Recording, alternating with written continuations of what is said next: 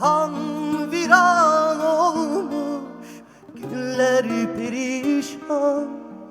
Susadım elinde, içmeye geldim.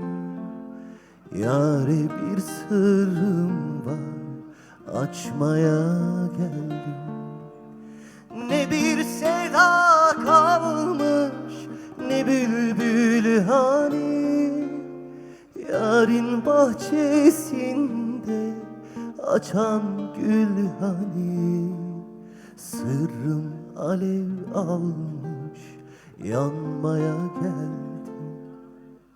Gönül yarası bu, hadi sırası bu.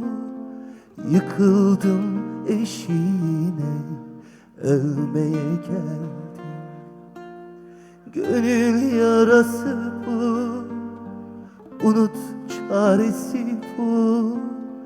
Yıkıldım kapında, susmaya geldim.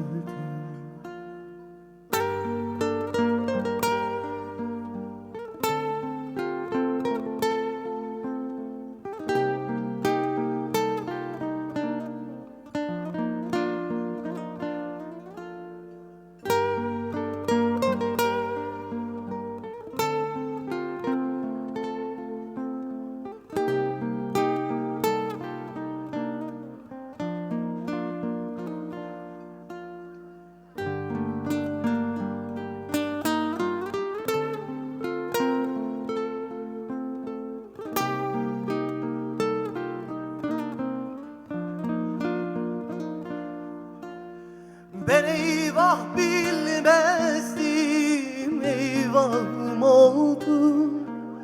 Ben günah bilmezdim, dergahım oldum.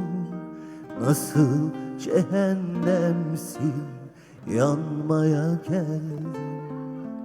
Sizde bulunmaz mı derdime deva? Zalime mi kalsın şu yalan dünya? Zalime mi kalsın şu yalan dünya? Gönül yarası bu, hadi sırası bu.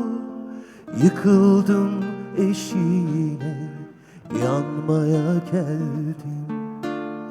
Gönül yarası bu, unut çaresi bu. Yıkıldım kapında, ölmeye geldim. Gönül yarası bu, hadi sırası bu. Yıkıldım eşiğine, ölmeye geldim.